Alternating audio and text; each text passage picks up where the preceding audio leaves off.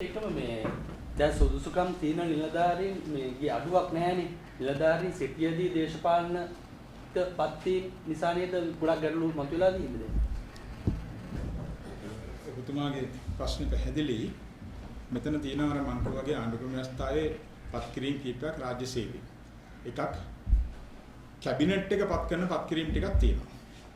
ජනාධිපතිතුමා පත් කරන පත් කිරීම ටිකක් තියෙනවා. විශේෂයෙන් ජනාධිපති ලේකම් අමාත්‍යාංශ ලේකම්වරු පත් කරන්නේ ජනාධිපතිතුමා. ආයතන ප්‍රධානීන් පත් කරන්නේ කැබිනට් එක.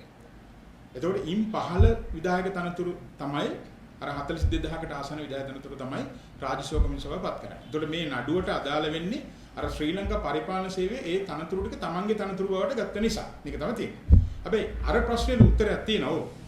දැන් මේ රාජ්‍ය සේවය තුළ ශ්‍රී ලංකා පරිපාලන සේවයේ ඉන්න 3000කට ආසන්න ප්‍රමාණය.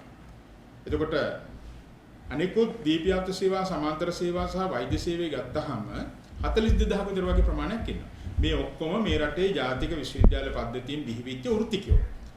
ඒ අයට ඒ ශේෂ්ත්‍රම් වල ප්‍රවීණයෝ. ඒ නිසා නිලධාරීන් ගිහින් මේ රට තුල නැහැ. කුසලතා ඒ වගේම තමයි කුසලතා වුණත් අදටත් දක්ෂ නිලධාරීන් රාජ්‍ය සේවයට එනවා. ප්‍රශ්න දින ආකර්ෂණය කර මේ රඳව ගන්න එක. හැබැයි ඒකම ඔය දේශපාලන පත්තිම කියන එකෙන් අදහස් කරන්නේ දැන් රාජ්‍ය සේවා කොමිසම සභාව පත් කරන්නේ රාජ්‍ය සේවයේ අර මංකෝ පහළ අනිකුත් අනතුරු ටික. හැබැයි කැබිනට් එක සහ ජනාධිපතිතුමා පත් කරන පත් කිරීම සම්බන්ධයෙන් තමයි ওই විවාදය හට වෙලා තියෙන්නේ. හැබැයි අපි දන්නවා අපිට කියන්න පුළුවන් ඒ තනතුරු වලට සුදුසු දක්ෂයෝ තවත් ඉන්නවා. එහෙම තියෙනවා. ඉතින් ඒ නිසා නියම් ගැටලු මේ ඇති වෙලා තියෙන්නේ. ඒ නිසා මම හිතන්නේ මේ නඩු තීන්දුවත් එක්කම සියලු දේ ප්‍රශංසකරණය වෙනවා නම් හොඳයි කියන එක තමයි අපේ බලාපොරොත්තු. මොකද අපි හැමෝම බලාපොරොත්තු වෙන්නේ රටේ රාජ්‍ය සේවය හොඳ තැනකට ගෙනෙන්න.